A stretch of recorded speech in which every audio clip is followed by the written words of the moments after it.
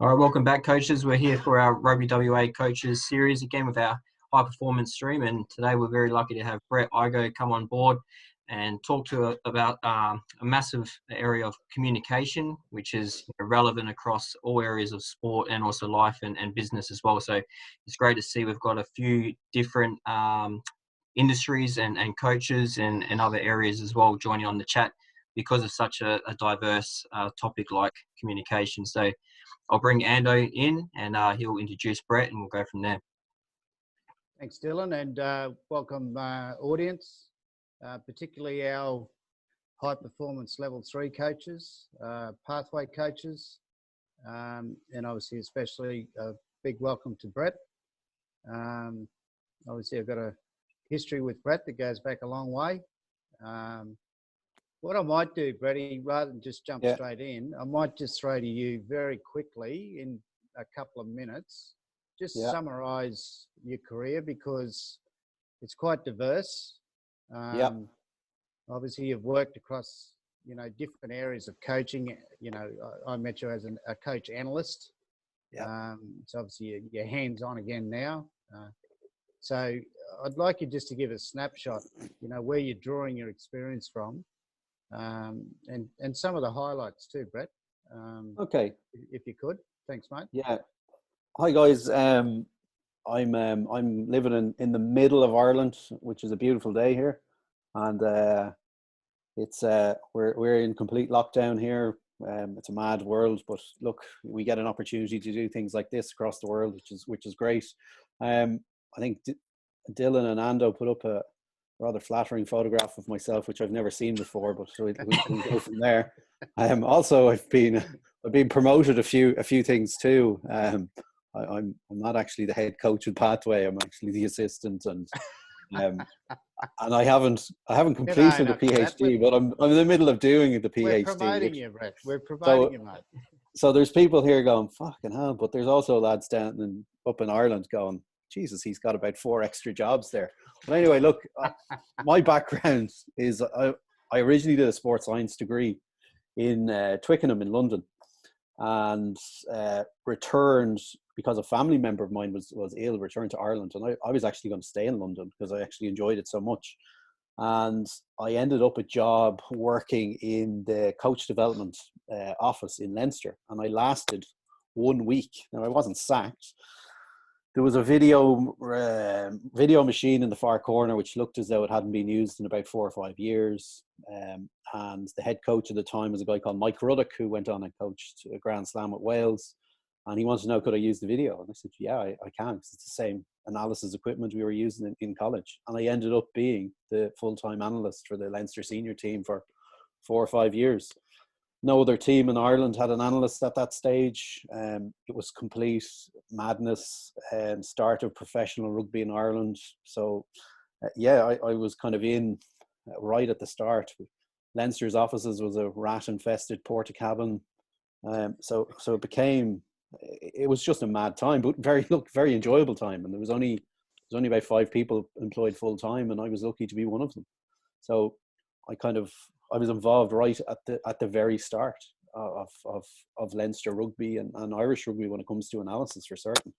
Then I was lucky enough, Matty Williams came in and took over, and then I went to, he brought me to Scotland, which was, look, for someone young to get a job working in a national team was just brilliant.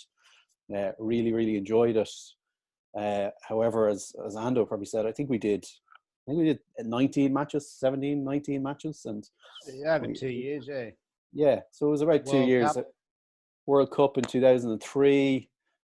Look, you get to work with people like Jim Telfer and Ian McGeechan, who were obviously legends of the game in Scotland, which is a great experience to say you worked with those guys before they more or less finished up. Look, it was huge learnings. 99.9% were really, really good crack, good fun. You're just working at that level is just incredible. And then we all got sacked on one day. So we were left unemployed and returned to Ireland. Ended up getting a job as a lecturer in rugby studies, which is a Leinster funded and Institute of Technology funded job in Carlow. And then I set up a master's in the Institute of Technology in sports performance analysis. And we've been going at that for, I think, 6-7 years now. So we basically train, it's the only master's in sports performance analysis in Ireland. So we end up training all the professional analysts through our GA sports and our the national soccer team, obviously rugby teams, the GA teams, all those sort of basketball, hockey. So we have a good cohort. It's busy. We only have 12, 15 students on any one year. Most of them are part-time. They work in industry. It's really good because they can do 1 day a week and they can keep their jobs going for the other 6 days. So that's been quite enjoyable. And I also did the analysis for the age grade teams in Leinster and the national under 18s, under 19s teams for the IRFU. And now I've moved into coaching, which is great fun, really enjoyable, coaching the pathway within Leinster, which is the famous Leinster production line, which you've just seen these kids come up at 16, 17 years of age, and you look at the national team now and they're all there. The James Ryans, the Porters, the Lamores, like they've all come through that particular team. I think someone told me that that team produces more professional rugby players than most other age grade teams in the world. So it's a pretty exciting time. I don't know where these kids are going to get rugby in the future because the production line is just so good. It's a fantastic production line. So look, to be involved in that is brilliant. I'm in the middle of doing a PhD at the moment, which is in performance. So that's probably keeping me busy too. And I also coach University College Dublin in the All Ireland League, which is your first grade rugby. That team, we have probably 20 plus professional rugby players who are all with Leinster, contracted players in Leinster. We obviously don't see these players because they're with Leinster. However, if players need game time, they get dropped down. So I think we probably had about 10 professionals this year who drop in and out, which is an interesting one to manage to see how you go about that. But it's good fun. The standard is just incredible, and just working with those players, and you learn a lot from them because they are coming from a very professional environment. They're with the number one team in Europe, and you just pick their brains all the time, and that's where we as coaches, the good coaches are magpies, and we're not filing cabinets. So I think we're really good at picking those off, and I love when they come training because you just pick so much information off them. It's incredible.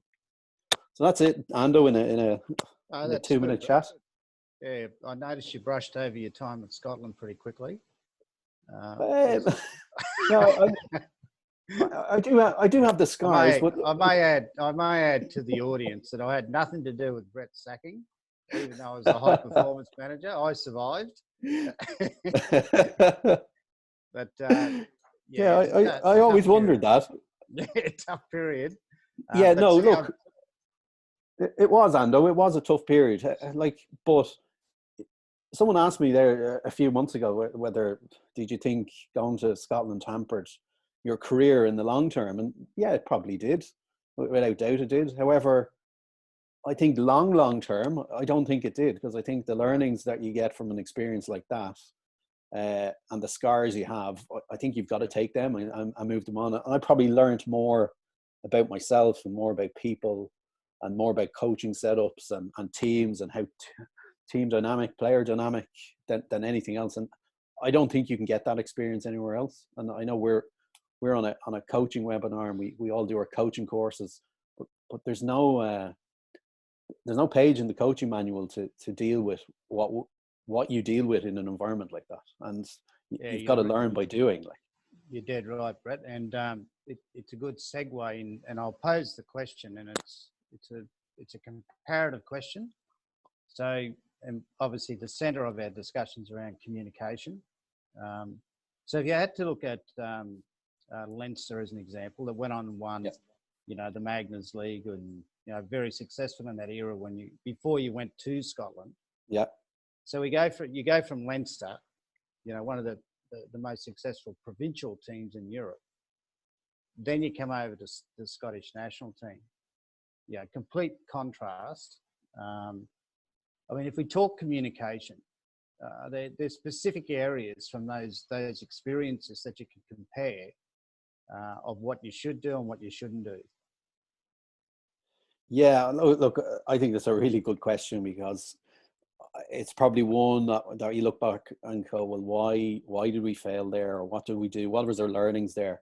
Well, I think the era that Willie Anderson, who was the assistant coach, Maddie, who's the head coach, and myself, we're leaving one of the top teams in Europe, and we can ream off those players who are all, they're not only Irish rugby stars, they're actually world rugby stars. Yeah. So the likes of Gordon Darcy and Brian O'Driscoll and Malcolm O'Kelly and people like that, who are all British lines.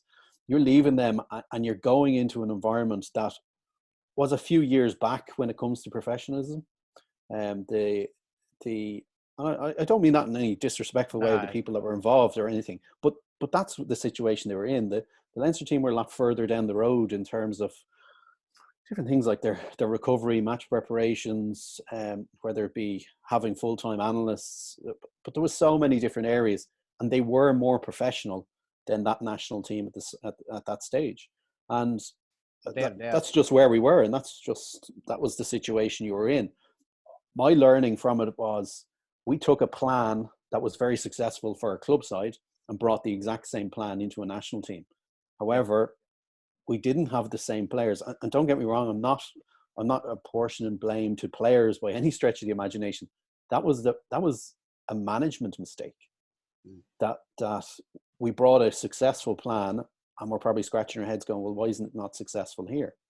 You know, and that's probably one of the biggest learnings. And it's learnings for me to take in different coaching roles that I've had, that just because the plan worked in one organization doesn't mean it's going to work for the next organization or even the next team. So I'm looking, we had a huge successful season in UCD this year, and we could very easily go and copy that plan and produce it and go again and get relegated, you know. So we've got to evolve, and it's probably a huge lesson for me about, you've got to evolve as a coach. You've got to keep learning as a coach, you know, and learn from those, get those scars and learn from them and look back at them. I was on a webinar the other day they were talking about reviewing performance, and the amount of coaches I've worked with where you've lost the game and they just close the laptop and go, no, I'm not looking at that again. Whereas I think you've got to look at it. You got to look at the things. And there were some really good things we did in Scotland, but there was some bad things too, you know. So if you just focus on communication, Brett, yeah, like were there specific areas inside the community? Because communication manifests in a whole host of different ways between player, coach, you know, coach to executive level, you know, even down to on the game day with you know, interpretation of messages. It was interesting. You compared, you know, the cattle, the players that weren't at your disposal. Was there a moment, like, you know, as you know, I was involved in that group as well as, and I was a defence coach. So I understand where you're coming from, but I want you to isolate and think back. Were there particular light bulb moments where you went, hello, we're in trouble here? And it's from a communication angle. Yeah. So we brought the Irish system. So the way that Irish rugby works is there's 4 provincial teams that feed into a national team, and it's run by the people who run the national team. So it's basically 4 to 5 separate businesses that filter up into it. The number one goal for and the communication from the IRFU was the national team is number one.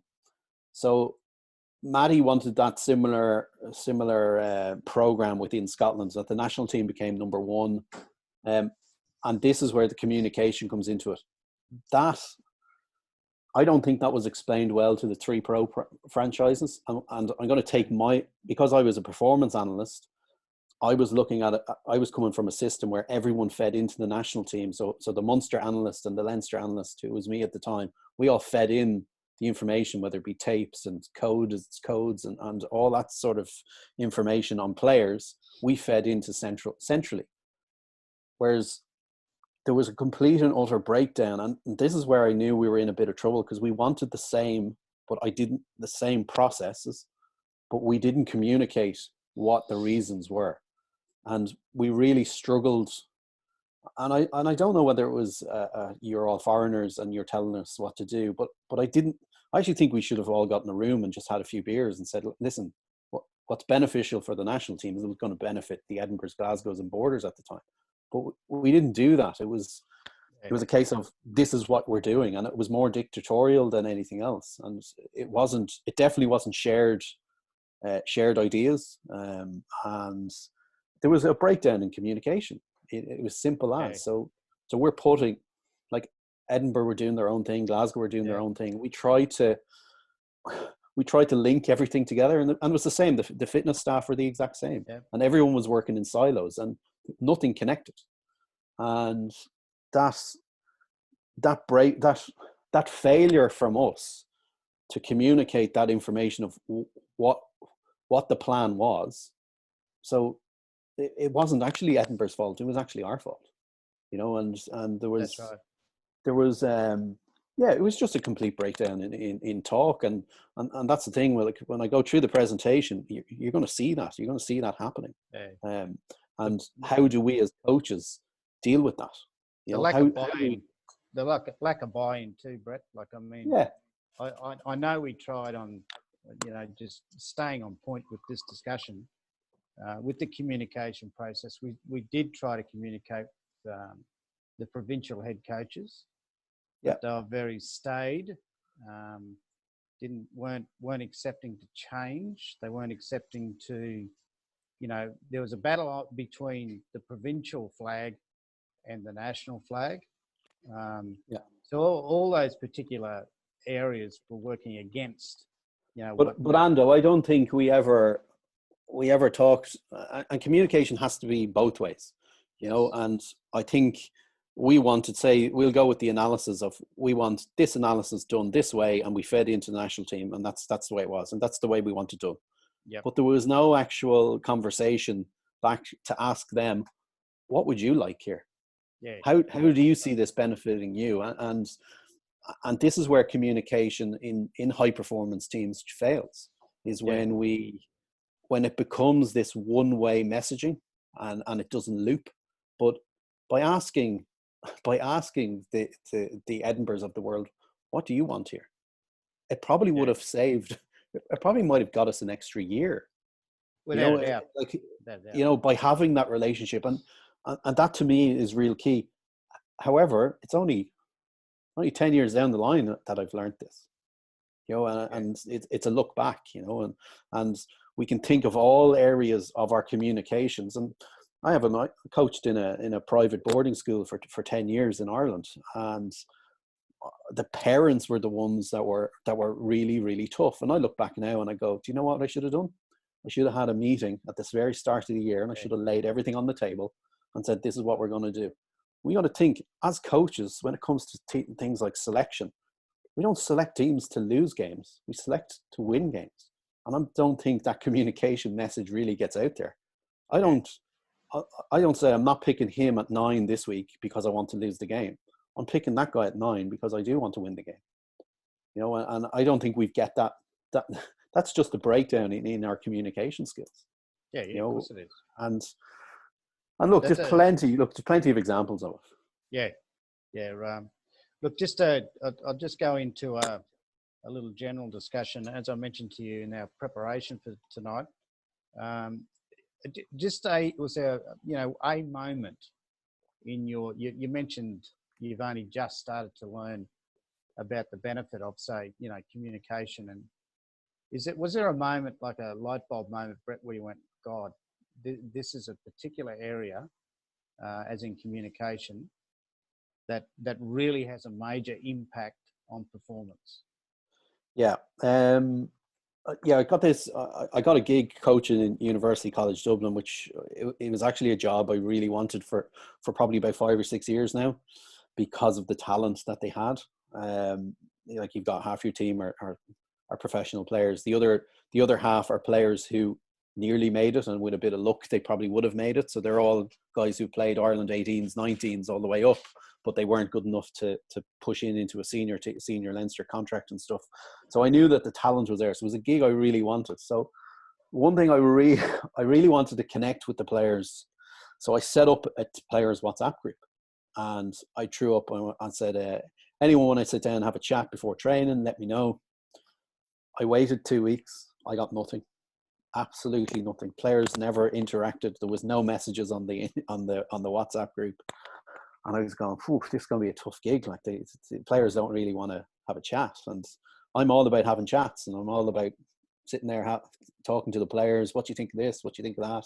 I'm all into sending video clips. What do you think? And trying to engage with them. And I kind of was a bit baffled.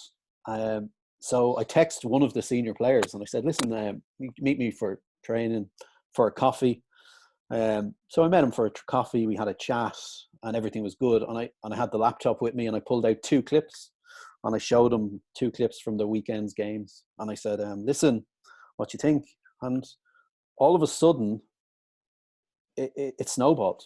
It absolutely snowballed because they saw you as, hold on a minute, he's meeting these players to actually help them by actually opening up a line of communication. I'm now becoming a better player by watching clips, by having a chat with the coach. Now, these are all university students. They could have been just in it for the free coffee and the free muffin before training. I don't know. Maybe that's what it was.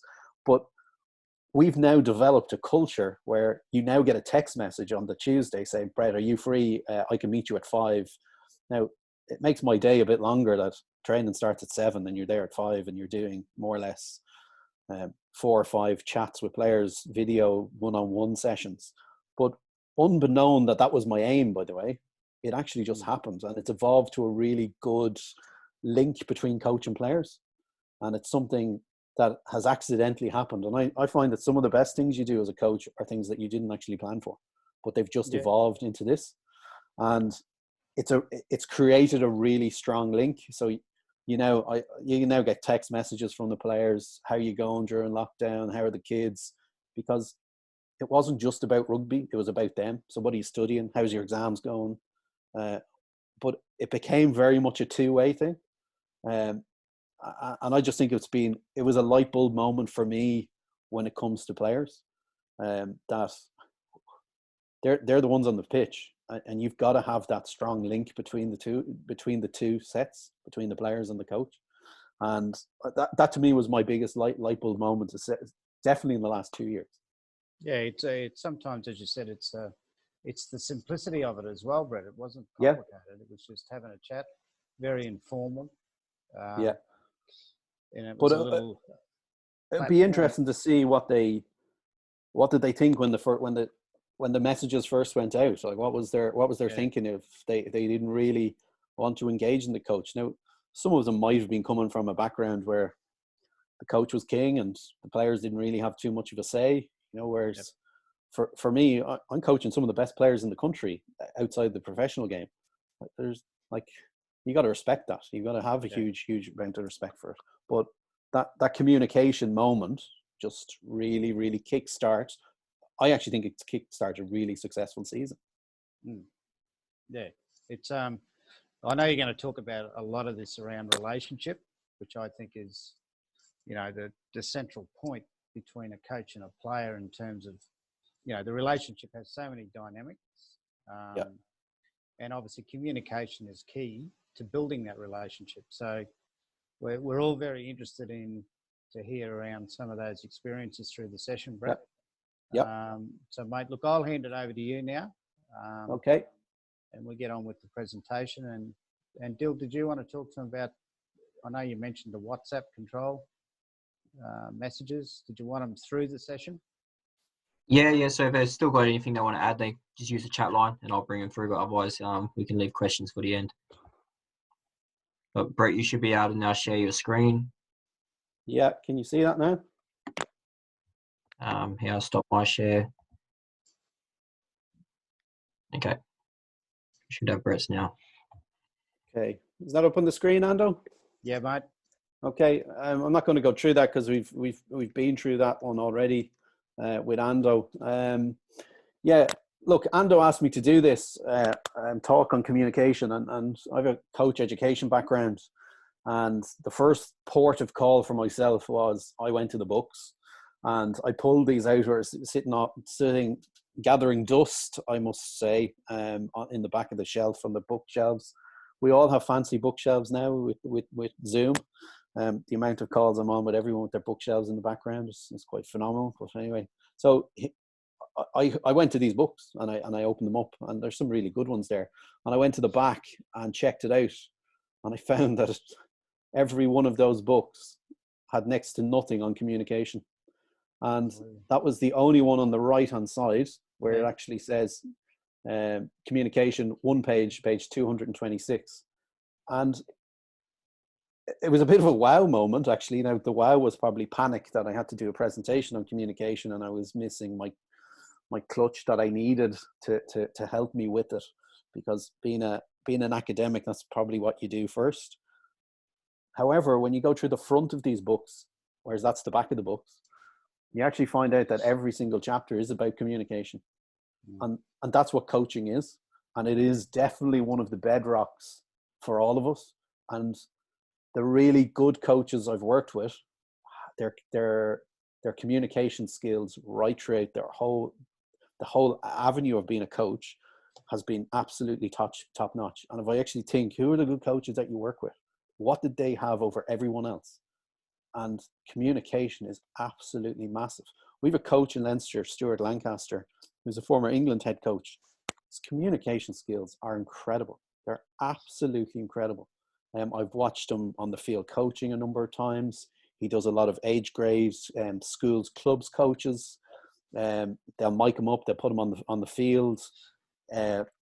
We've actually done a coach behavior study on him within the IT amongst master students. And his communication skills are absolutely excellent.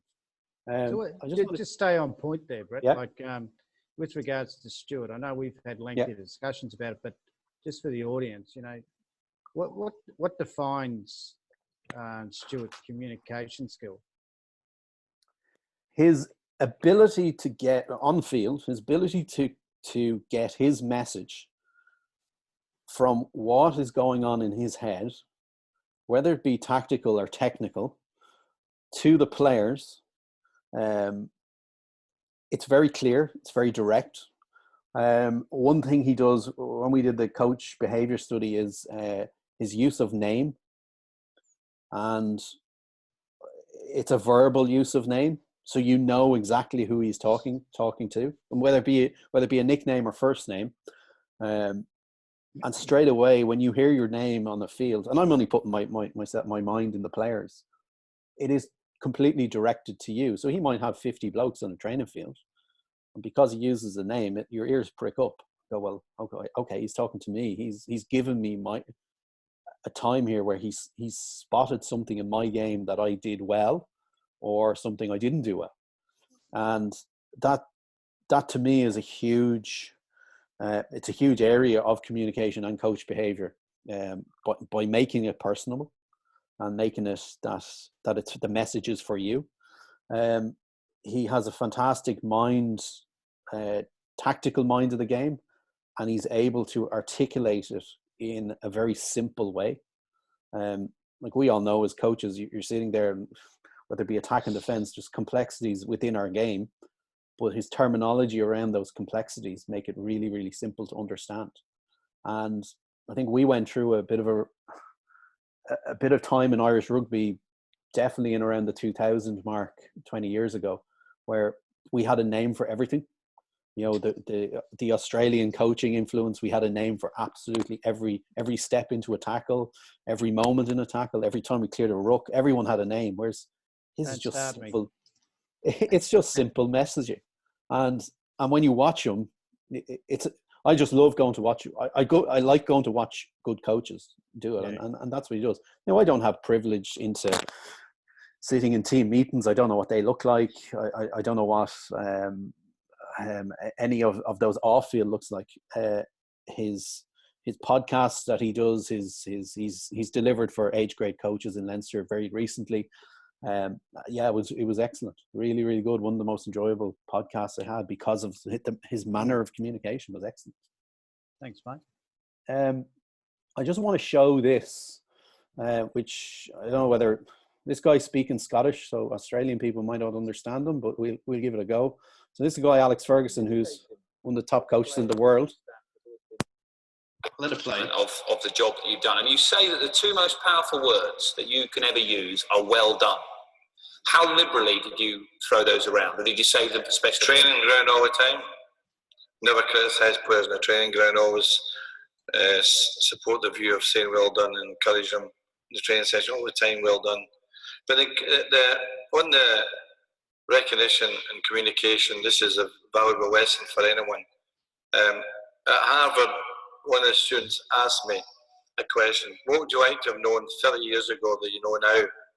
I was definitely communication. When I was a young manager, I'm 32 years of age, I wanted to rule the world.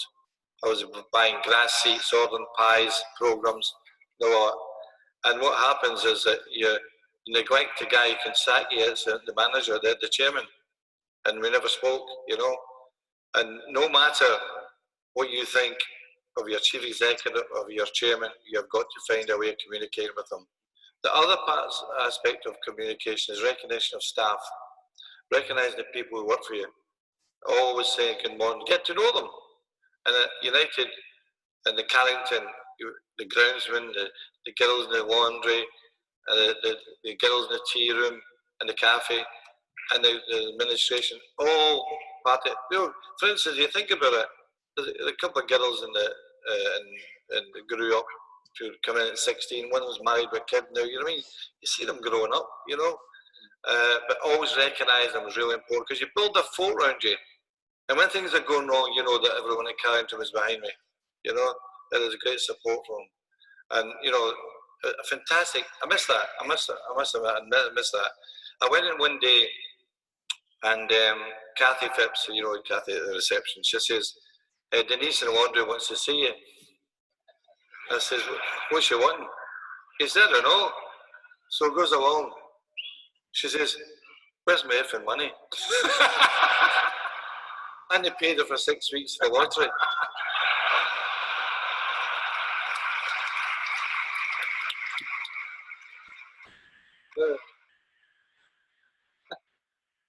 The essence of that message was, there was no way she would speak to me that way unless there was a great communication between us, Yeah.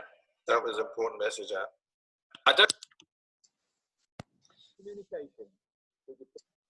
So, look, the reason why I put that particular clip up, there was just two aspects to it, and there are two that really, really hit home with me, because of experience, and it's something that I've probably taken from my Scottish experience more than anything else. The first one was, the second one was about building a fortress around him, and that relationship with his staff. And I don't know whether Ando would agree or disagree with me, but it was something that I think is badly, badly needed. When we went to Scotland, and I didn't think we had it. I think we had a very fortified staff that we were brought in, but the staff that were already there probably weren't part of that. And part of that was, sorry, Ando. Yeah, you're right, mate. There was I'd already been there, probably 2 or 3 seasons before you guys got there, and there was already a them and us before you got there, Brett. So yeah, the staffing model, which is so important to be integrated, it just didn't happen. But that was a problem before you guys got there.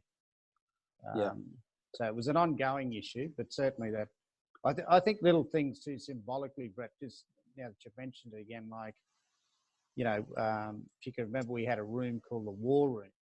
That's right. Yeah.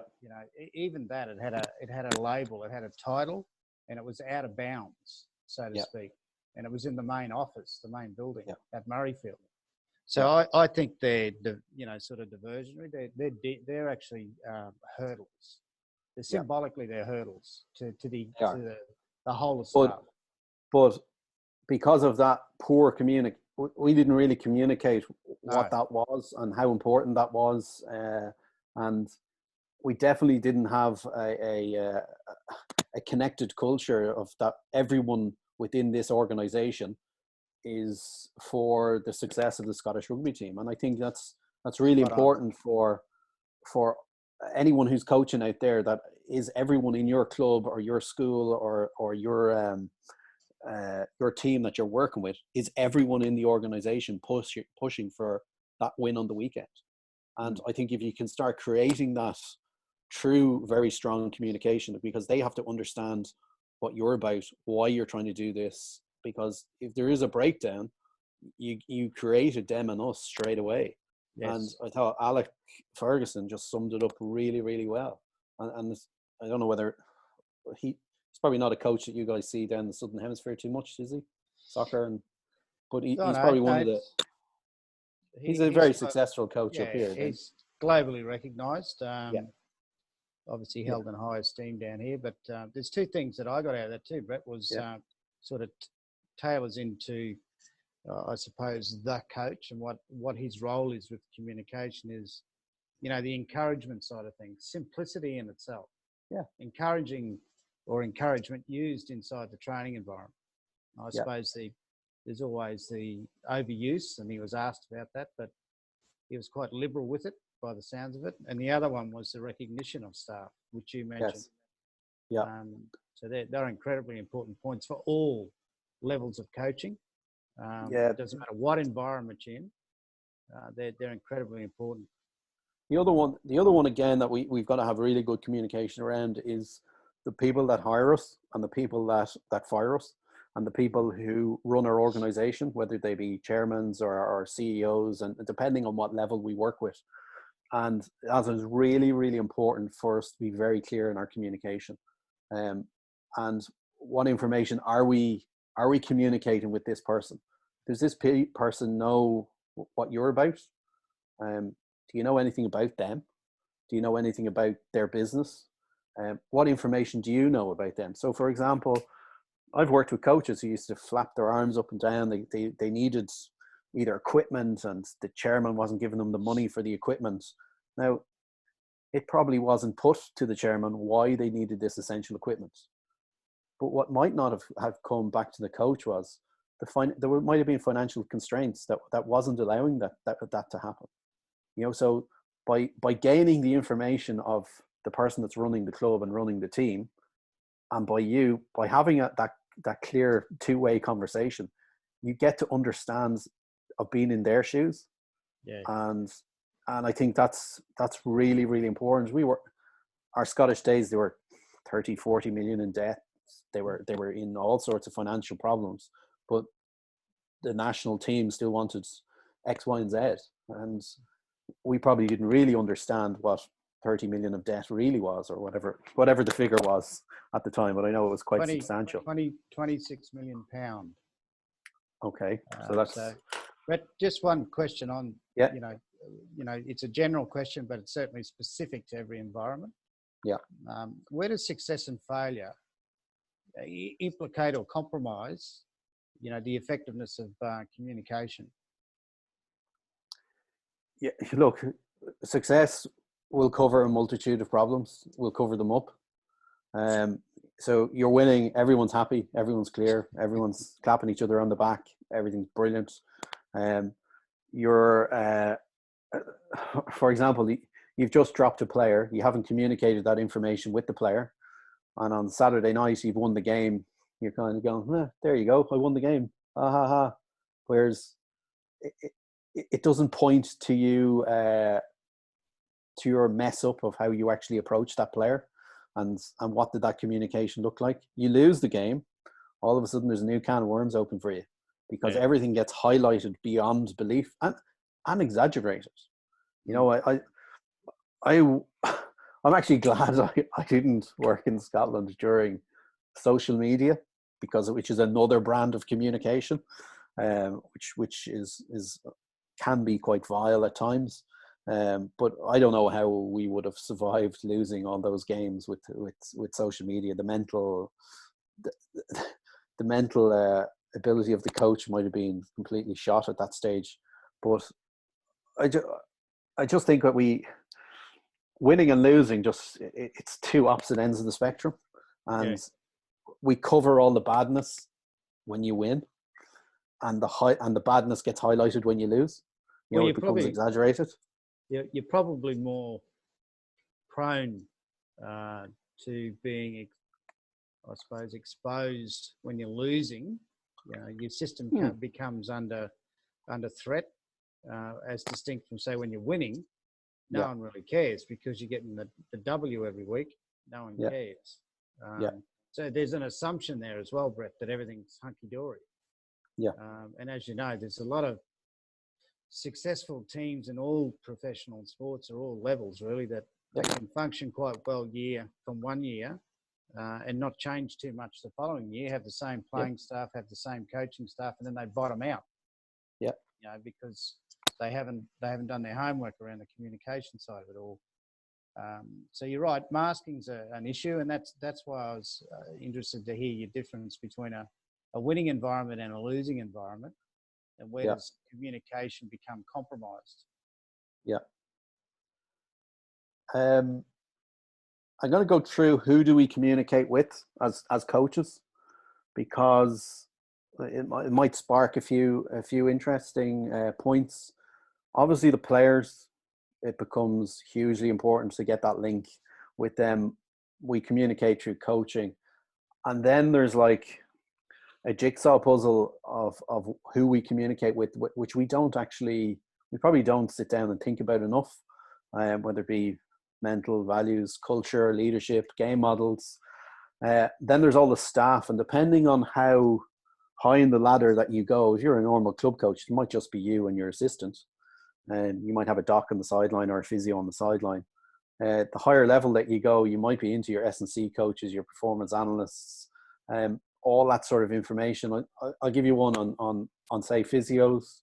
I think physios are a fantastic relationship to have with a head coach. I really believe that, because the players are fantastic at giving out the information to the physios, and if you can get a really strong relationship with the physio, you might gain a lot about what the team and what the vibe of the team is currently.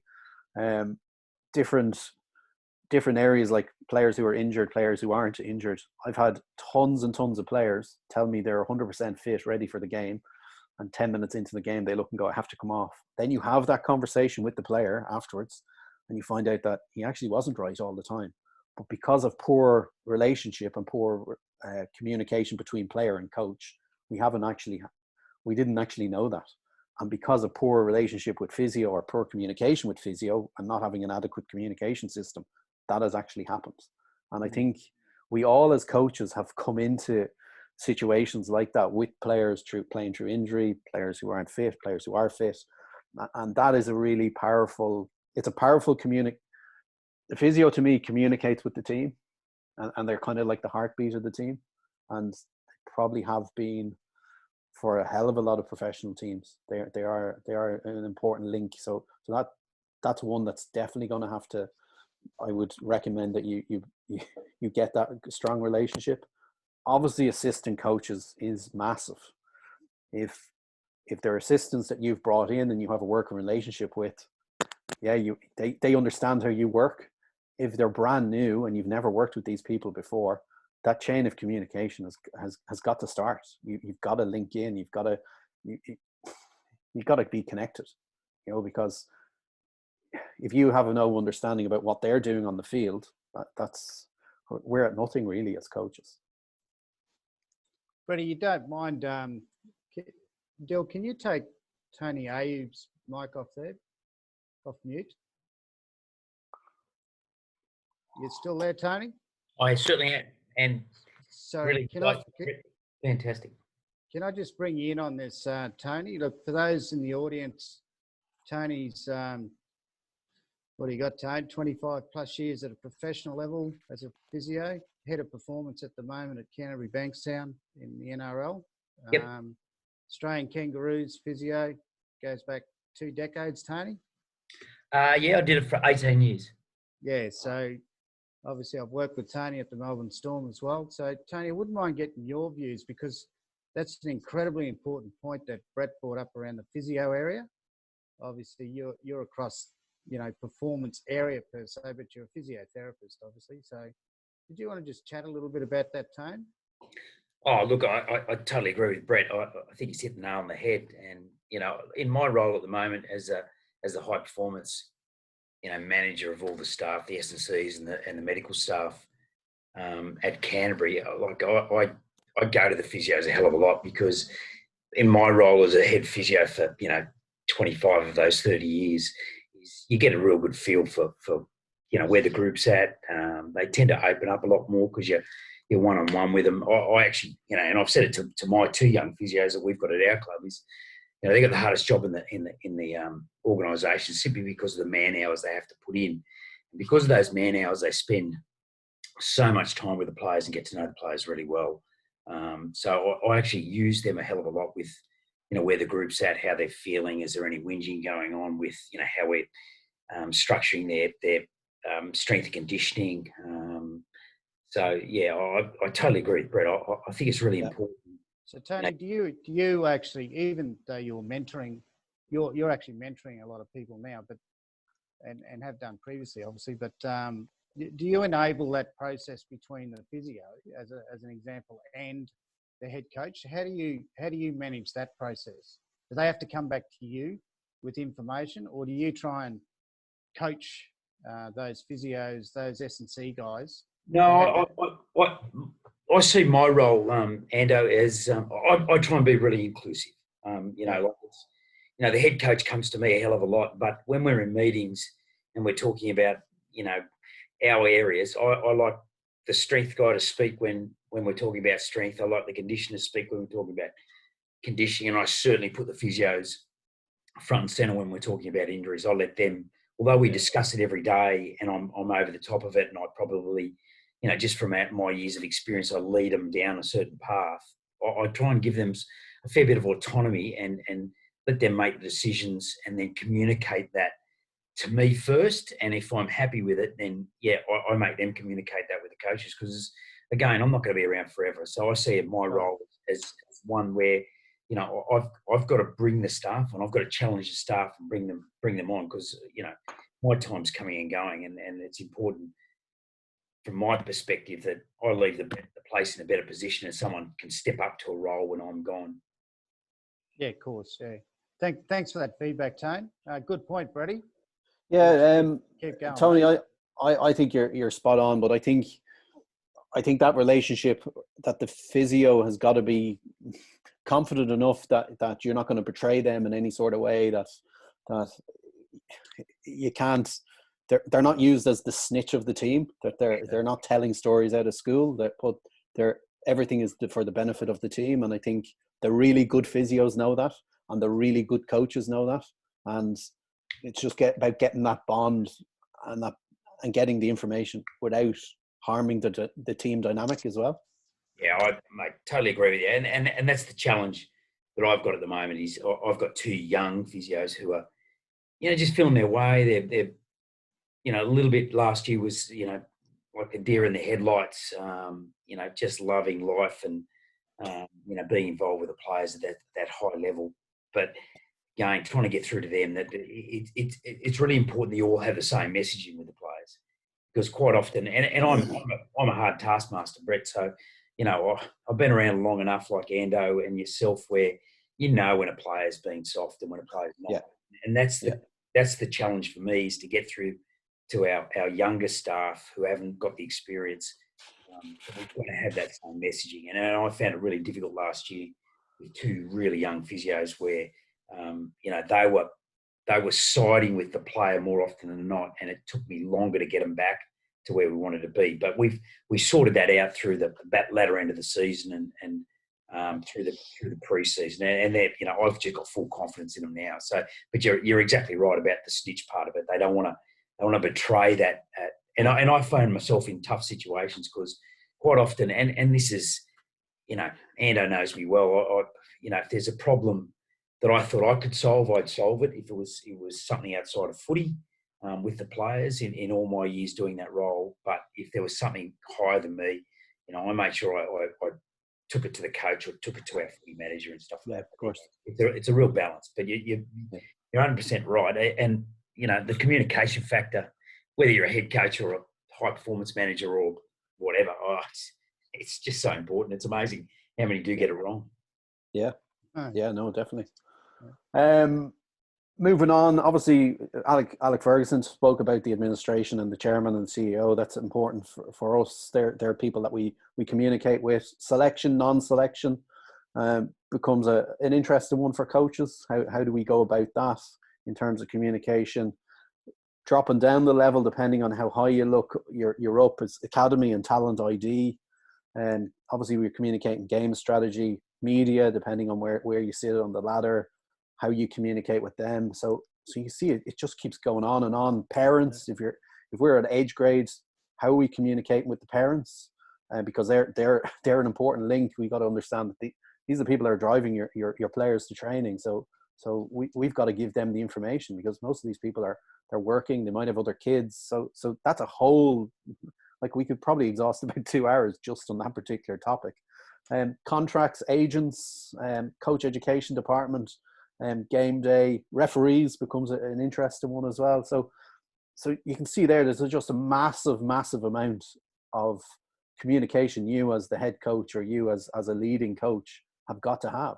So if these are all the areas that you can influence and sometimes you can control, you've got to be pretty good at this. Now, the one I'm going to concentrate on, I'm just going to take one of them, which is going to be game day, about what our communication's like for game day. But I could circle any one of them and exhaust 2 hours of a presentation.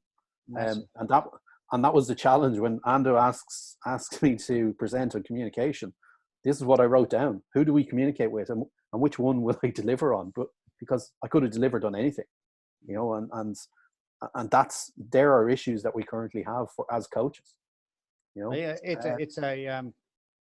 that slide, Brett, is a dead set reality. That's what you're confronted with. And there's people here that are probably screaming at the screen that I forgot something. I've probably forgotten about another 20 things. Yeah, definitely. I mean, it's hugely important that we understand the scope of our role as a coach, like in terms of communication and where the linkages are. And obviously, wherever there's a linkage, there's the potential for fail. So that's why the contingency planning, the openness, the transparency, the engagement, all catchphrases and catchwords, but so incredibly important if you define their meaning and put them into context. But that's a fantastic slide. Okay. Okay, so game day, again, the academic in me, and again, I've moved from being practical to academic and back to practical again, so I kind of bounced between two. So the academic in me went and had a look at the research to see, well, what did that do? There's absolutely more or less nothing on communication. I did find one, which is a French study, even though Stephen Harvey and Richard Light work in university, in Loughborough University in London, or in just outside of Leicester. So a study of in-game coaches' communications. And they did it on French coaches, and they did it on the French national team under 21s, the women's national team, and then a team of amateurs. And this is so you have their names going across the top of what the coaches were, and then on the left-hand side, you can see the number of times they had interventions, and then the types of communication. So these are real studies. So this is what it's telling us. So this particular under 21 coach, at 46 times when the ball is in play, he communicated, or he had an intervention. He shouted something at a player. Now, we've got to put ourselves in the player's shoes here. What do you think when all of us were playing and we had our mad coach on the sideline and he starts shouting something at you as the ball's in play? Like, you're in defense and you're trying to concentrate on where's the ball, who am I covering here, what channel am I covering, what's my line speed here? Like, there's so much information going on in my head as a player, and all of a sudden, guys on the sideline shouting, "You got to mark him! You got to do this! You got to do that! You got to do the other!" And this is absolutely massive. And that's national. 21? That's national 21s. So that is a national. And again, these studies are very, very rare. So we got to try and. This isn't. It would be interesting to expand these into our own games to see exactly where they are. What's it like for a schoolboy game? What's it like for an 18s age grade national team? There's a good one there that jumps off that page, Brett. Yeah. If we all go down the left-hand column to enter and talk percentage. Yes. We go across, and there's one figure that stands out: 22 times. It happens to be a women's coach. Yes. Where they've actually. Yeah. Is that a coincidence, or am I just showing my bias? Am I allowed to make comments like? I don't think I'm allowed to make comments like that. I'm going to ignore that for a while. Well, it jumps off the page. Yeah, it does. It definitely does. Just in terms of types of communications, gestures, which is you flapping your arms around, are actually quite low, which I thought, this is a French study, I thought it'd be quite high. Now, the French amateur game, you can see there's a 25 times or 25% was throwing your arms around. However, shout and call. So for the 20s coach, and you've got to remember, these studies are snapshot in time. You know, and it's a snapshot, it might only be one event, and you don't know the reasons behind why they did this. So they might have had a red card and decided to shed abuse of the referee, and it was never a red card, whatever it is. And so you got to be mindful when you look at studies like this. I did think it was interesting that the two women's coaches, basically their percentage of shouting was actually very low, but two of them were very high. So like you can see there's a 60% and then there's a 73, 78. So like obviously we could be looking at a head coach and an assistant coach, and then the other two are just peripherals. Obviously, personality plays a major part in this, Brett. Huge role in all of this. Made to come, which is basically calling a player over and speaking to him. Now, I see this quite a bit in soccer, because soccer have those technical zones around the pitches. So you'll see the Pep Guardiola's calling players over and then speaking to him directly. Obviously, if you shout instruction onto the field and you don't want the opposition to hear, that's probably why that is. But it's very low for the others. And again, that's one for you to coaches to figure out. Is my behavior like on the sideline? How am I communicating? You know, am I sitting on the halfway line? I got a gig after Scotland coaching the local rugby team where my father-in-law was involved and played with, and he said, "Will you come out and coach?" And I said, "Okay, I'll go on. Yeah, I'm doing nothing else. I've been sacked. I've no job." But so I decided to coach at a club site, a small little club site, country club site. And after 4 games, I got Shepherd's Hook into the committee, and they said, "Brett, we've something to talk to you about." And I said, "What?" Because you don't say anything on the sideline when the game's on. Jeez. And I said, "What do you mean?" And they said, "Well, you don't talk. You're not saying anything." I said, "Well," I said, I'm not with you, like." And he goes, "Well, you need to shout at the players. You need to continually shout." And I'm kind of going, "What?" So the next game, will you shout at the players? Just like going, this is just, now we're talking about amateur level, and that was obviously how they were brought up as players, and they've moved into the committee, and this is what they wanted. But I this was foreign to me. It really, really was foreign, you know. But again, I think we have to have an understanding as coaches what is either acceptable because we're representing a team. Are you looking like a horse's arse on the sideline? What are you doing here? Where does, just a quick one, Brett? Yeah. Where does gesture, as in behaviour, yeah, you know, does it play a part in what we're doing? Does showing emotion as a form of communication, is it part of the coaching environment? Yeah, look, I'm going to sit in the fence on that one and say it depends. And I tell you why I say that. It depends on the team that you have. It depends on, I like a coach on the sideline that shows they care and shows a bit of emotion and shows a bit of, you know, they can say anything, as long as it's not about them, if that makes sense. As long as it's not about, you know, hey, look at me, I'm the head coach. And like, I've coached against coaches who are speaking for the sake of speaking, and they're speaking to let the players know that he's in charge and let everyone on the sideline know he's in charge. Whereas the better coaches are just so more measured and so controlled, and they're controlled in the information that they give. They they speak. Actually, one of the slides says they actually speak. The more successful coaches are the ones that speak 50% less than less successful coaches. That's it. And there is studies like that out there. And again, it would just be interesting to throw it out to the people that are here about what would their view is. Do you actually know yourself that you're doing this? How effective are you when you shout instruction onto the players? Are you seen as being encouragement? What do the players think? Have you ever asked your players, how did you feel when I shouted that at you? Are we shouting encouragement? Are we going, well done, like Alex Ferguson said, well done, that's really good? Or is that a majority of your messaging? Or is it negative messaging? Don't miss another tackle. If you do that again, I'm taking you off. You know, what is it? And then down on these studies, you'll see the evolution of or evaluation of feedback, positive feedback and negative feedback. So the French 20s, you can see there, they're cut 50-50. Negative feedback, positive feedback. You know, what are you saying? Have you actually stopped and thought about that as a coach? What is your chain of communication here to the players? And then take the players out of this equation. Sorry, go on.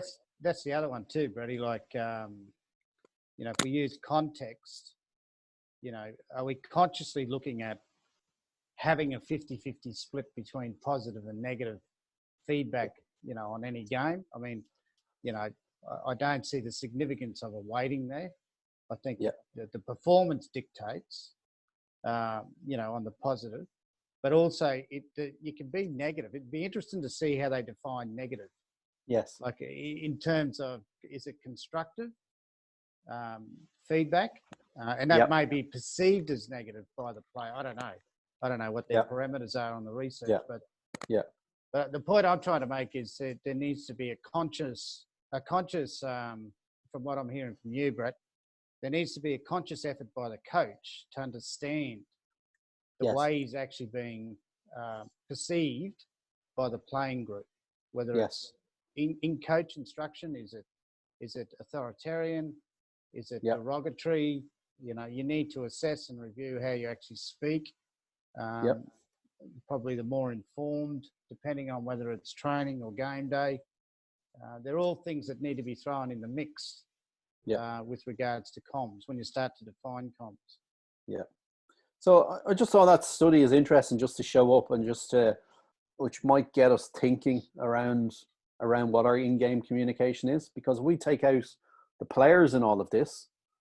What's your communication like to your physio, to the guys in charge of your subs? I don't know whether people have microphones and stuff like that, or they're sitting up in the stands, and it just depends on what level that you're at. The players themselves, the referee, that's another one where you've got to try and work out what your communication level is in game with the referee. I was an analyst for a team that the assistant coach went into the players before the game started and said, we've got to manage the referee, and he's given it socks about managing the referee. He got sent off after 3 minutes for abusing the referee, 3 minutes into the game. And you're kind of going, what type of message was that to the players? By the way, they actually won the game, and all the way home on the bus, that's all they talked about, the players. So the players, their victory actually was the last game, and they won their Interpro series, and all the players talked about in the way home on the bus was the communication skills of the assistant coach. You know, and it was, but I'm not too sure whether that coach had much self-awareness of the messaging that he was giving the players before the game, and then his actions totally contradicted the messaging that he was. It's just a good story to share, just to show the different parts of this.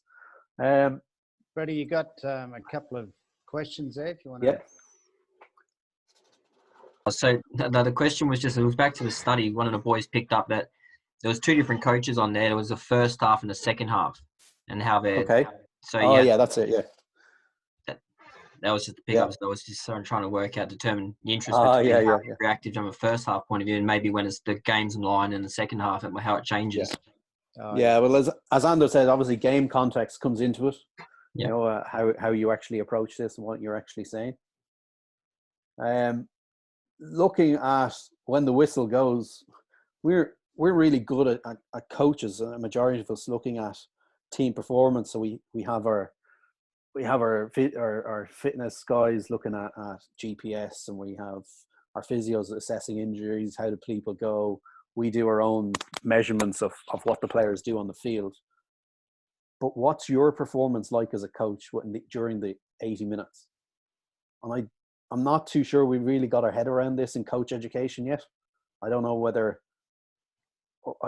we've turned the spotlight around, whereas we're pretty good at sitting in the stands, like trying to, he missed a tackle, he made a tackle, he made a pass, he missed a pass, he made a kick, he didn't make a kick. And we're good at this. But I'm not too sure we really shine the light on ourselves in any of this. And it'd be interesting to know, the coaches that are out there, is, do we analyze our own performance during the game? I put up that one of Eddie Jones, who obviously is from your neck of the woods. Eddie's done a phenomenal job in every single gig he's done. He is a phenomenal coach. However, some of the messages he would put out is, it's all about the players, not about me. The players have got to problem solve on the field. The players have got to do X, Y, and Z on the field. Well, if that's the case, why do you have a microphone shouting instructions? Why do you have a water carrier giving you? If you say you give trust to the players all the time, I'm not too sure whether this is the same messaging.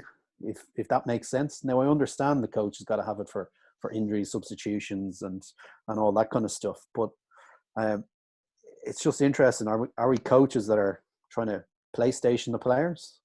Actually, I did see a really good clip about a PlayStation coach, which I couldn't find then to put it in. I just wanted to show you.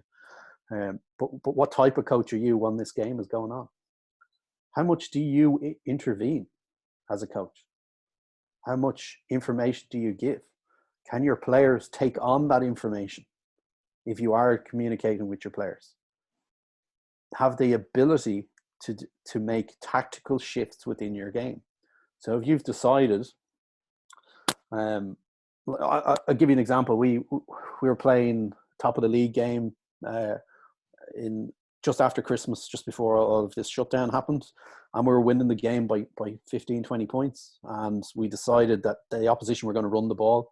So we were able to turn around and say, well, let's change our defense and we'll play 14 across the front line and we'll play 1 in the backfield. So the message for me was to the fullback, let's change to 14-1. And they could change straight away, and they changed to 14-1. So they were sitting there with 13-2 and they changed. So they had the ability to do it. If I take myself back 12 months, I couldn't do that with a school side I worked with because they didn't have the knowledge and I didn't impart them with the knowledge and give them the knowledge. They would have had an inability. So if I had said the same message to them, I would have got something else. What's he talking about? I don't understand this. So because the capability of our players, I'm dealing with semi-professional, professional players, they understand the game a lot better. So the information I would give is at a certain level, whereas it might not be the certain level when I'm dealing with 17-year-olds. So I think we've got to understand the level of players that we're dealing with when it comes to messaging and communication. How do we communicate? Are we communicating like Eddie is slapping the table? Are we roaring? Are we shouting? Are we gesturing? Are we showing up fingers? What are we doing here? You know, because the sideline becomes a very animated place at times. And again, do you analyze your own performance? Over coaching and competition. I find this topic really, really interesting, and there is a bit of studies around it. I have a quote there from Popovich, who's a basketball coach in America, who's won the basketball is now, I don't know whether in Australia it's Last Dance is pretty popular, is it? Yep. Yeah. So basketball is now massive in Ireland, and the amount of kids now that are on the street there just playing basketball. I can see 2 at the moment. But I've learned to shut up more. Sometimes being quiet and letting the players play is much more important than trying to be Mr. Coach and teach him this and teach him that.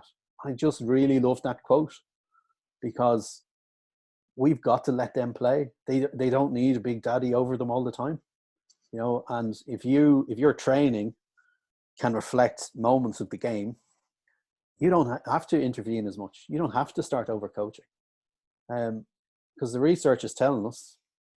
Research shows that top coaches give 50% fewer comments to their athletes during competition. And if I actually think back to the more successful coaches, yeah, they are the quiet ones.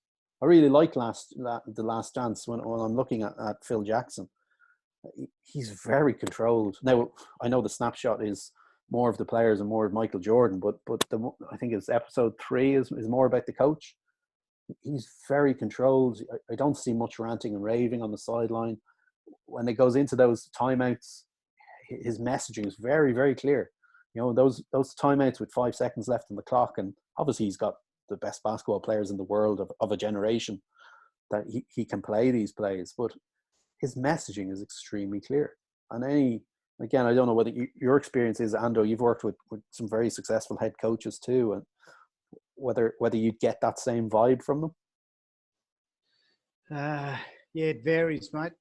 And a lot of it depends on, and I mentioned it before around personality. I mean, one thing you can't contrive behaviourally is you can't restrict your personality. The animation, I'm always interested in the animation of a coach at halftime or providing messages. You mentioned, you know, in a basketball match, I mean, you know, 5-on-5, you know, they have stoppages. It lends itself to, you know, being a little bit animated, you know, a little bit of hype. It's all part of the theatre, as distinct from a rugby environment where, you know, you get messages run on through the field, but your opportunity on game day, you know, is that, you know, 10 to 12 minutes at half time. So, you know, like I'm always one of those guys. I've been lucky, I suppose, in some respects. I've largely been at a pro level. So your training week becomes essentially your platform. So to me, I've always been of the philosophy, if you're coaching on game day, you haven't done your work. Yep. So to me, game day is about the player and the group. You might, as a coaching staff, you might provide a little bit of subtlety around a halftime commentary, but largely that should be led by the senior player group. You might do some work with the individuals. You might chat to individuals on their own. So, you know, I think each environment has its own uniqueness, Brett, too, like with the way the coach interacts. And also what I do believe in, though, is the less is better. Yeah, it's like that bit of research there at the bottom. That might be the reason why they don't talk as much is because they've actually got the work done. You know, they've prepared their players all day to the problems that they're having or the success that they're having. They've prepared them to such a high level that they don't need to talk. Well, you mentioned a very key area there, Brett, which is a topical subject, as Dill will attest to. You know, around problem solving. You know, put the whistle away, so to speak. Stop over coaching. Allow the group to decision make and come up with solutions instead of us just handing it to the players on a plate. Yep. So we've been working on this for a couple of years, I suppose, in our academy and pathway programs, but you know, with our coaches. I mean, it's a big area. It's a massive area, and it's one we're still learning. Yeah, I think we definitely have those sort of issues in the Northern Hemisphere. We are obviously, majority of our players come through a very structured schools program where it's teacher led, and the teacher stands in front of a classroom and bellows out instruction, and that's what they do on the training field. You know, they're definitely not encouraged to explore. Now the better ones, the better schools coaches do. There's some really good schools coaches in Ireland. The majority of our top coaches are from schools background or teaching backgrounds. So you've got a fair few online at the moment, so be careful. Okay. One of the key ones as well, when you do intervene, will it make a difference? And have you actually stopped after 80 minutes and said, well, I used 10 messages there. Which one of them made a difference? Did they all? Or did any? You know, and there's times where I've shouted instructions onto a player and they're like, yeah, okay. And you kind of gone, well, what are we doing? So there's a one we had about 2 seasons back where he said, right, at halftime, we said, well, we're going to limit the number of phases inside our own half. So we're just going to take it through one phase. We have a win behind us. Exit. Restart comes in the second half. They go through 17 phases and score in the quarter 100-meter try. And you're just going, right, okay, that kind of blend. That covers me as a coach, you know. And we've all had those moments, you know. And so when you do intervene, does it make a difference? I want to show you something here, which I'm just gonna, which is just tactical information. I'm going to take this clip from Ireland versus England, and yeah, we watch some rugby, which I know people want to watch. They don't want to listen to me. And I want you to watch Ireland are playing a 13-2 defence. So there's 2 defenders which they put down the 15s. Okay, and England have they've decided they're going to go after this. So they go 9-10. They put a high ball up. They draw the fullback into it. Okay, so they get him in the ruck. So now there's nothing in the backfield. This is the big 5. So the second row knew it was the plan. Now it's obviously fallen to the wrong person. And he's decided to kick one through, and it hasn't come off. Okay, so that was the first attack of the game. This is the second attack of the game. There's no sound, so you just play it through.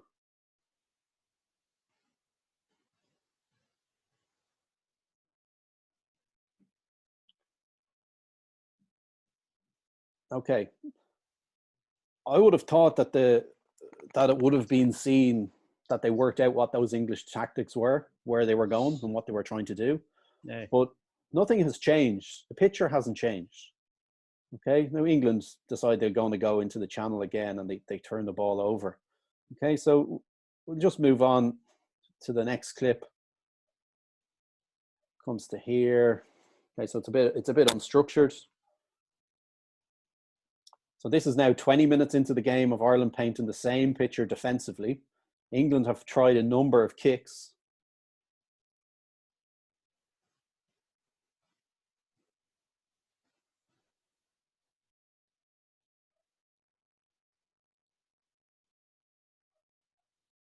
Okay, so it puts them under a bit of pressure, and that's what happens. You as a coach, do you recognize what the opposition are trying to do?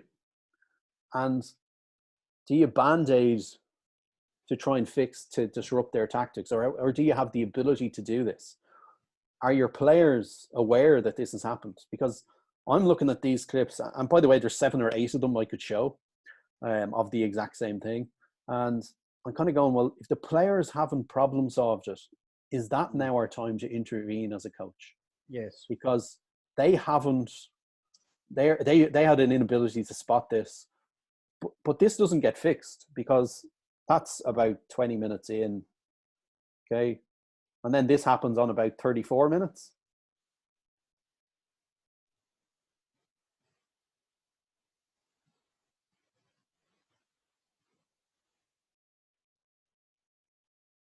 Okay. So my question is to you as a coach, at what stage do you jump into this and intervene and problem solve this? Because that to me was a coachable moment. Yeah, it is. I agree, Brett. It's systems versus recognition by player, or problem solving by player.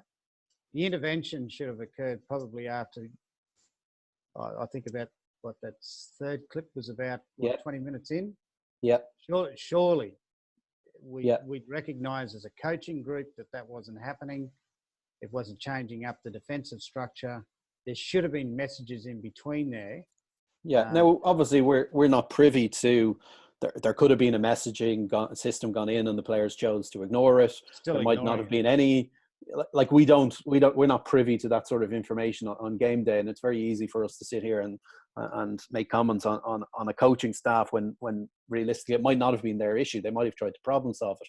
But the reason why I put up the clips is, as a coach, are you recognizing what the opposition are doing, how they're actually going about it, and do you have a communication method to actually fix these? Because if the players clearly in those clips, they've failed to survive in the environment, and to problem solve that on the fly, maybe we do have to intervene. And maybe those 50%, there is a time where you have to actually speak. You know, right. And I think they're huge coachable moments. Ireland lost that test by 10 or 12 points. You know, it's 14 there. It just showed you. Yeah. You know, and I think it's, I think after the first attack, they should have gone, oh, hold on a minute. What are we doing? Now, is the coach good enough to recognise this as well? You'd hope even post match debrief, they'd be questioning their methodology there, Brett. Yes. Yeah. And it's definitely a learning for coaches that. Yeah. It's definitely a learning for players. And hopefully they'll evolve that if this happens again, that they can problem solve in that area, you know, as they move along. The communication process is an interesting one. So I've just taken this from a bit of research by Kyout and Rodwell. So basically, you have the message, so the sender. So that's going to be the head coach. He's got a few things he's got to think about. So we can communicate through words, we can communicate through body language, and we communicate through voice, through tone and speed. So for me, does your message have clarity? Is it clear? And whether it be verbal or body language or voice, is the message that's in your brain coming out of your mouth or coming out of your hands understandable? Because it has to go somewhere. So use of player's name, I like. Again, I've seen coaches do this, and the more successful coaches in their coach behavior are ones that use players' names, because it's very clear. You shout onto a field on the sideline, we need to do X, Y, and Z. Why don't you just use the player's name of who you're actually talking to? And it might be a captain, it might be a tactical decision making, or whatever, your 9, anyone who's in charge of that area. I think the message should be short and repeated. Okay? Short and repeated. Gain acknowledgement, so you want to have something back that they actually understand, whether it be a nod, thumbs up, any sort of gesture back, and not a yes or a no. And that's just for you to understand that the message has been received. However, once the message is sent, there's a few little issues that have got to come. So was it encoded? So was it heard? Okay, did the person get that message?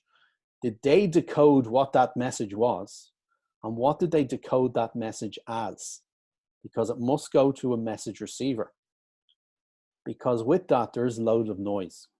And there's a lot of noise. And it's not so much noise levels or people shouting or anything. It's the message. It's the noise around the message. You know, did you say who that message was for? Did you say when this was going to happen? Because what you said might be not what they heard if your message isn't clear enough. And then it goes to a receiver. For us during game day, we look for feedback from the receiver. However, there is a second receiver. And the second receiver might be the messenger who you're giving the message to. It might be the physio who's giving a message back. It might be the substitution that you've made on the sideline. It has to go to the referee or to the fourth official, depending on what level that we're working with. But you can see where the muddy waters start to come, and you can see all the processes that a message has to go through. So the simpler you can make your message, the easier for it to be understood by the receiver or the second receiver. Because from receiver 1 to receiver 2, that whole process has to start again. And there's countless numbers. Like I could bore you with, actually go into a bookstore and go and see it on one of those self-help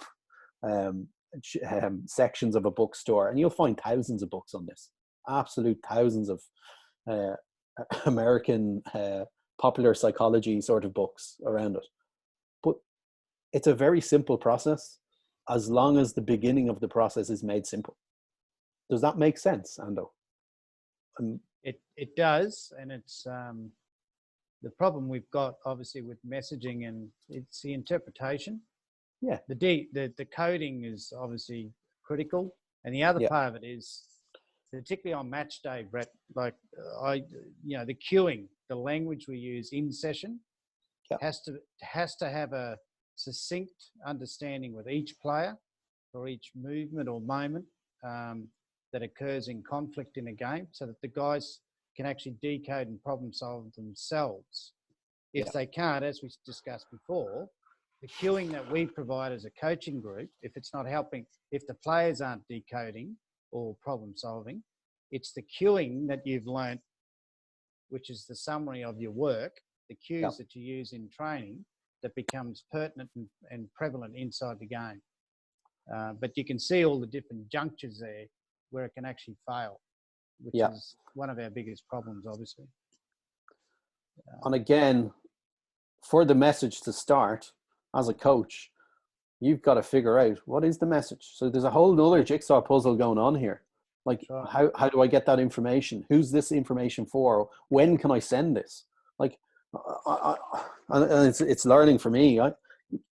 I've seen coaches on the sideline. I'm guilty of it too, by the way, where the scrum half's putting the ball in, and all of a sudden someone shouts out, "Play Mars bar ball, play 45 ball, whatever," and you're calling out the play, and you're kind of going, "Well, hold on a minute. That involves repositioning of the players, and they can't do it that close." And it's like a blind panic. But I'm kind of looking at the person that sent the message. What did he think he was going to achieve there by that? Because the noise around that is actually the movement of the game. You know, so when you're actually putting on the message, that's why the messaging during an injury is you might be able to get it. Like, that might be your moment to get that information in. Yeah, you got to pick critical moments that are conducive, you know, to deciphering the message, Brett. Like, and it's not that hard to recognise those parts in the game, but certainly yelling out from the sideline while the play's in movement, I mean, that's just that's a joke. But we hear it. Line out calls from the sideline. Line out call, yeah. Yeah, good, eh? We'll change that up on while they're throwing the ball in. Like, hello. Yeah. But or even stuff like even shouting, "Play a 6-man," and they're sitting there with 5, and then one player who hears this, he runs from where he's been and he runs all the way across. Meanwhile, the out half has called a certain play, which is the 5-man play. I'd write a book on this in terms of what I've seen, and we've all made these mistakes as well, by the way. Yeah. So Bretty, I don't want to push it too hard. We're on that hour and a half mark. Yeah. I tell you what. Could you summarise, the next 5 minutes so we can get some interaction if there's anyone out there for questions? Yeah. I want to look at half time, and I had this exercise done on myself, and this was a light bulb moment for me in my coaching, where the camera went on me. I was microphoned. Camera went on me for the pre-match, so was able to see my interactions with the referee, interactions with the players, interaction with the staff, interactions of taking the team through the warm-up. And then the camera stayed on me at the side of the pitch to see the interactions between the coaches. Now, I'm the only one mic'd up here, and the other coaches aren't. And then at halftime, and I want to show you the halftime one. This exercise was definitely a light bulb moment for me in my coaching, because I didn't know I did some of the things that I did, and it highlighted things that I was good at, but it also highlighted things I needed to get better at. And I'm just going to show you the first interaction, and this is a segment of halfway where they've split forwards and backs, which is a pretty common one. This is the Leinster under-18 team. It's a tournament, last game in the tournament. The context around it is that the opposition have just scored 2 tries right on halftime.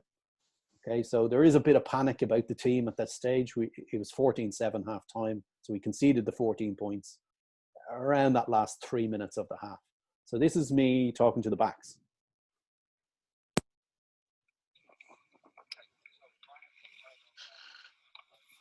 Well, what's working? What do we need to work on to win this next half? Yeah, we have to cross the gain line. We're getting caught. We're getting caught in where we're going, oh, I'm going to add a pass, instead of actually just stepping and squaring through contact. Like, this is not a day for fancy backline plays. This is cross the gain line and give the forward something for them to target. What have you got in your locker that can open them up? Screen. Yeah. Screen play. Yeah, screenplay. You don't have to complex this at all. Okay, let's be really direct. Let's try and open them up around that 12-13 channel. Okay, there is a hole between, there's a separation between their 12 and 13. Okay, once we get that on the chases, cool the jets. You don't have to go up and start throwing your arms into it. Cool the jets on those plays. No forcing passes. We're fine. That's a huge win, lads. I'm not bothered with that scoreline. I just noticed in the last few minutes of half, when we got to about 15, the swinger came right up. There was so much space. Okay. There is a lot of those channel kicks down that side, on that left side, were pretty effective. So we're going to have to look at that. Okay, so keep an eye on that. Just you got to reload that line a bit earlier, that short side line. Probably not going to be really look for that rewind. Really is on. Okay, so that's the interaction between the backs and the coach. Ando, anything on that feedback? What?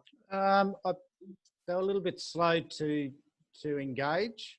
Yeah. Maybe it's because you started with, potentially a question around the performance, which they were struggling with. I don't know. Do you have a senior guy in that group, that a captain or a vice captain, or? Yeah, the captain is actually in the forwards group. So we have there's a vice captain who's the 10, I think. No, sorry, he's actually 13. So, normal for me, it would have been a chat with the 10 before we got into the huddle.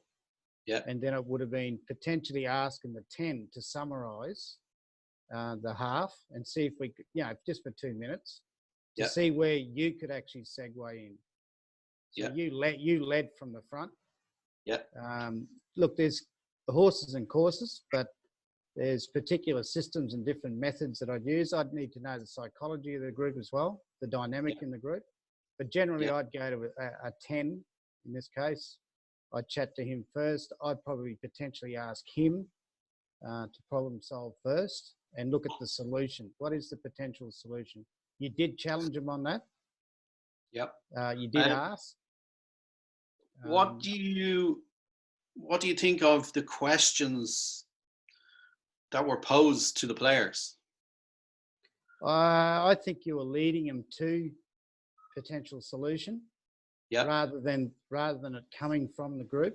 I think it took them a little while, Brett, before they got into the motion of, this is us. We know what's going on. We know what's happening out there. But again, it's the group. Yeah, I thought it was interesting, but the light bulb moment for me isn't actually that halftime talk. The light bulb moment for me is actually this one, because this was the whole group. So I coach the defense on this team. Okay, and we've obviously just conceded 14 points. I take it personally because I'm the defense. I'm in charge of the defense, but I just want to hear this interaction, which actually happens before this one. For me, just two things. Defensively, we're in a pretty good shape most of the time. What's happening is it's when we break away from the system that's causing us a bit of problems. So let's not break away from it. I don't need the third man to go in and start counter-rucking and smashing in. Lee, we've done that two or three times. On the kicks, lads, it's blue wall. It's blue wall. What's happening is we're going up on ones and twos and they're just picking us off all the time on offloads. Get a blue wall. If you can't get one, just slow the whole thing right down and wait for your partner to come. Well, that was all you. Yeah, it is all me. And it was, by the way, it's only when you actually see yourself and your behavior and your communication skills, do you actually realize that it was all about me? Because if I walked off that field, we won the game in the end, but if I walk off that field into the change room and we've had a nice win and we got ourselves a nice trophy and everything's great, there's no learning around what happened here for me. But because I now have the video and because I've had this exercise done to me, and I've had it done a few times now, just an area that I wanted to get better at, or that I felt I wasn't good enough at.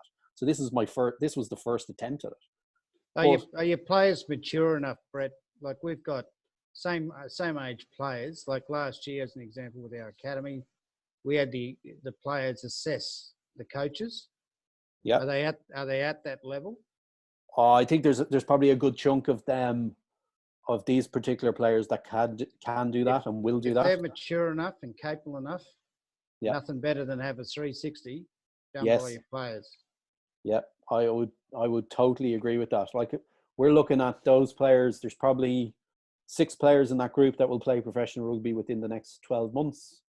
And I'm just looking. There's 2 current Irish under 20s players in that group. So they're good players. Their rugby intellect is actually very high. They've come from fantastic schools, a school system where they've worked with some really, really good coaches. So yeah, you could definitely do that sort of exercise.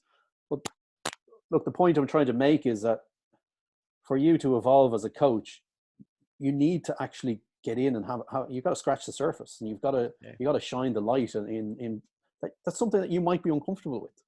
You know, and I've watched this whole 70 minutes and the interaction between the coaches, the physio, making substitutions, referees. What was my reaction when we conceded that second try? How much information was I given onto the field? And I learned more about my coaching by doing an exercise like this. And I would strongly recommend you as a coach to look at yourself. I know we video ourselves in terms of our accreditations for coaching courses and stuff, and we might video ourselves on the training pitch, but there's no better education than putting you in that live situation where the pressure's on. Like, we're representing our province there. We've got the most talented kids at 17 years of age on the island. And I just think I would strongly recommend that you do that as a coach. You know, so there's a bit of learning on it. Definitely, Brett. It's a very, very good point. Look, we might put a full stop on that part of it, Brett, and we've got a couple of questions here coming through on the chat line. Dill? Yep, so I'll just bring in Ross Tommy. Ross Tommy, mate, you want to hop in? Yeah, thanks, Dill. Thanks, Brett, for tonight. It's been really good. Yep.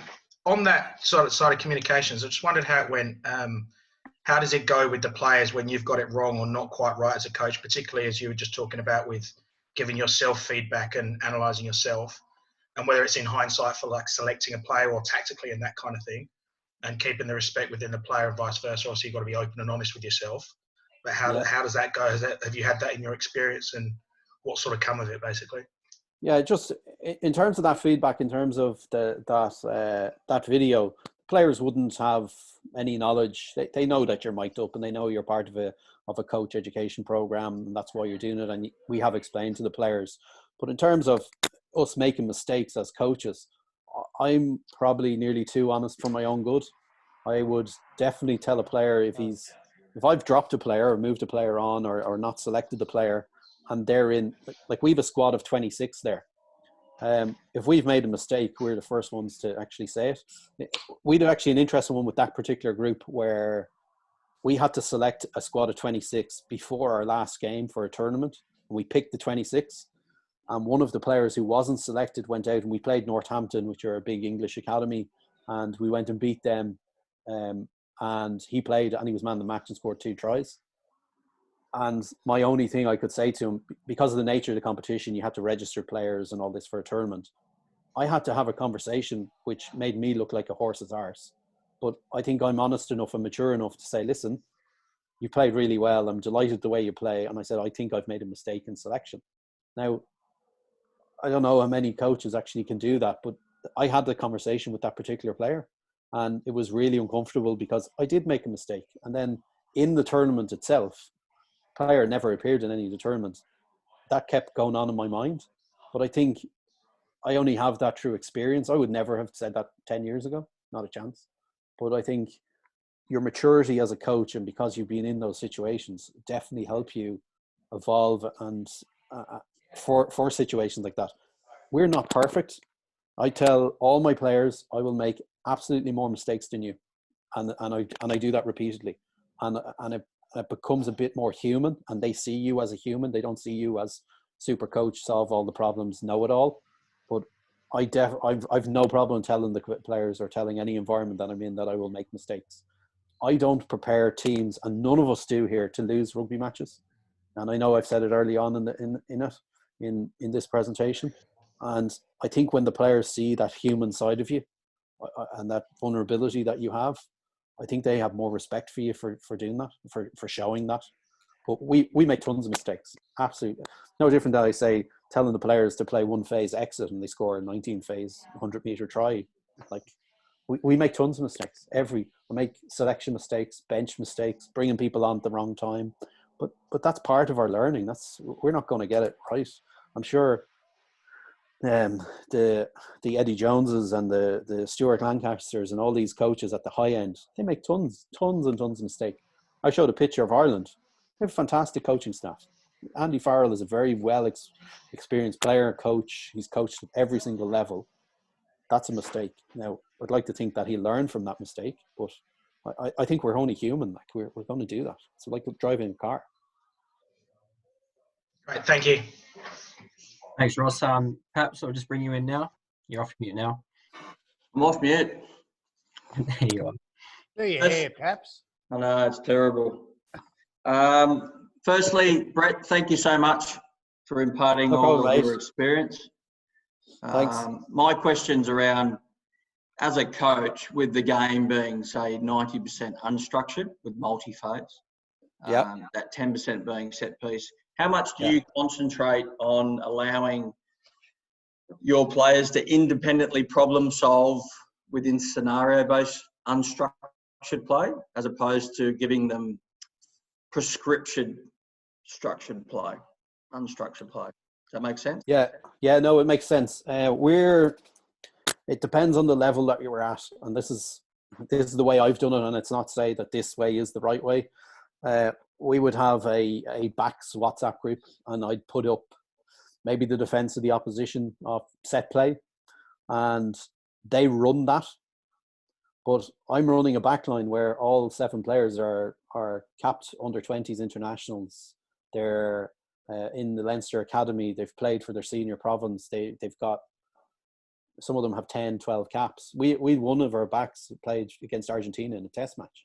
So I can do that, and I can release the handbrake for that particular group because I know their knowledge is far greater than mine, and they know what will work and what won't work. And 9 times out of 10, they'll pull a play that they've got from Stuart Lancaster or Felipe Contaponi or someone, and they'll pull a Leinster play and they'll put the name to it. But I'll try and mirror that in training on a Thursday, the defensive situation.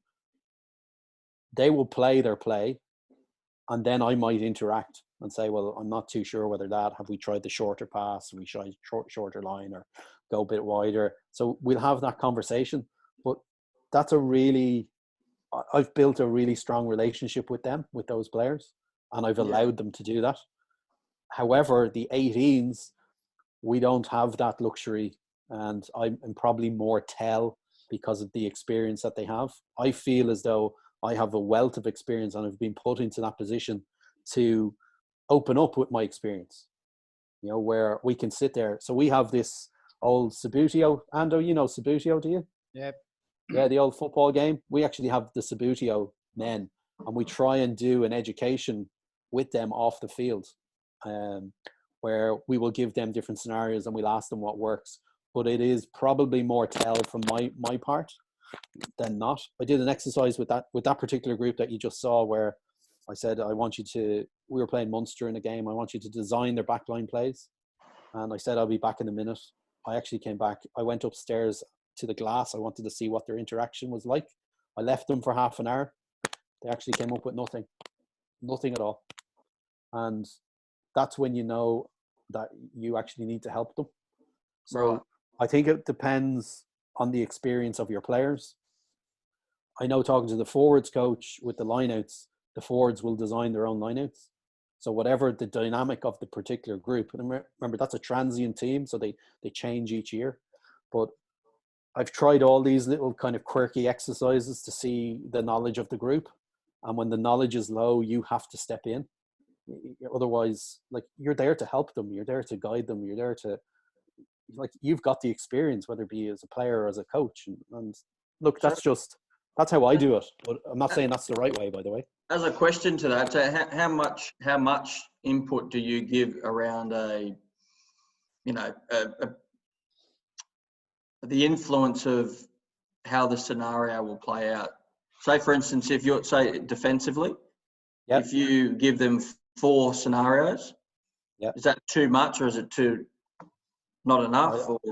I think that's too much, and it's only too much because we have the group for such a small amount of time. So I try and strip it down. So for example, we might say restarts, and we might say, well, we're going to go with these 2 restarts, and we'll practice those 2 restarts. But we're not going to go with 5 restarts because time constraints doesn't allow us. Now, who picks the 2 restarts? I pick them, and I say this is where we're going. Whereas if I went onto the field and said, right, you're going to receive a restart here, get yourselves into position. You're going to, because we are coming from, say, 13 schools, 14 schools, they'll get into the position they are in their school. So you've actually got to, if you allow them run it, you're going to get the 14 opinions, and the whole process just takes longer and longer and longer. Whereas if we say, well, this is what we're going to do, guys, what do you think?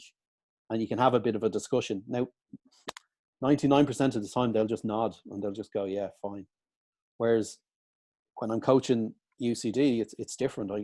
You can have that conversation. They can say, well, oh, Brett, I think we should go with 4 single jumpers across the field, and we'll do this. And you go, okay, grand, let's do it. Get yourselves into the positions. You know, whereas I find with schools, you have to tell a bit more. And look, that's just my experience. Again, it depends the experience of the group that you have. How much work, Brett, would you do on, say, transition or turnover ball inside a training week? A massive amount. We've completely changed to that sort of training, that unstructured. Like that's what the game is. We spend a hell of a lot of time on 2-ball games, just throwing in the other ball. Reaction. That's the answer Pat was looking for, I think. That's what I was looking for. I want to see how you react to turnover in possession. Yeah, no, we would spend a hell of a lot of time on it. I did a talk on tactical periodization on Thursday. Dylan, you were on it. We showed clips of our training sessions. We start with a box kick. We start with a kick. We start with a turnover, and then we might just start with phase play. But a majority of our time is now at Leinster and UCD is spent unstructured. We don't have a whole lot of set backline plays or set positions, and we don't spend a whole lot of time on it either. And we might do. You still have to do the midfield scrum, but and all that kind of stuff. But it's not a whole lot of time on. You know. Cool. Thanks for that, Brett. Appreciate it. All right. That's all our questions come through, Ando and Brett. So anyone that wants to come in for a last one, if not, otherwise, Brett, would you be comfortable with it, the slides going out as well? If anyone that... Yeah, no problem. Yeah, no problem at all. Awesome. Alrighty. Ando, do you want to finish up, mate? No, I do. Look, yeah, obviously, just to say thanks very much, Brett. Obviously, you've spent a lot of time in preparation. We spent a couple of hours last week putting this together. I know your time's precious, mate. So thanks again. And, mate, your experiences obviously come out in your presentation. It was very good, mate. Well done. Thanks, mate. I'm sure you're going to get a fair bit of feedback on the all this goes on our platform, our web platform. So it'll be viewed. A lot of people are viewing our work post the session. So we'll keep you informed. Will I need my solicitor to look at that before that goes out? No, I didn't say anything. No, I didn't say anything too bad, did I? No, you were quite guarded. I thought I was trying to drag a bit out of you about Scotland. Yeah, my solicitor is standing beside me, just telling me what I can say and what I can't say. All right, mate. Look, we'll let you go, and we'll be in touch. Once again, thanks very much, mate. Much appreciated. Thanks, guys. I love the stuff that you're doing. It's great to have that. Look, it's not great that we're all stuck in this situation, but I think rugby blokes have spent it well. I think we've shared. I love jumping on to people around the world and just listen to them. I've been on some absolute fantastic ones in the last while, and no, keep it going, lads. Well done. Thanks, Brady. We'll chat soon. Regards to Claire and the kids. Will do. We'll chat soon, mate. Okay. Thanks, guys. Thanks a lot, mate. Brett. See ya. Bye. Is Tony staying online? Is he still there? He is. Yeah. Tony?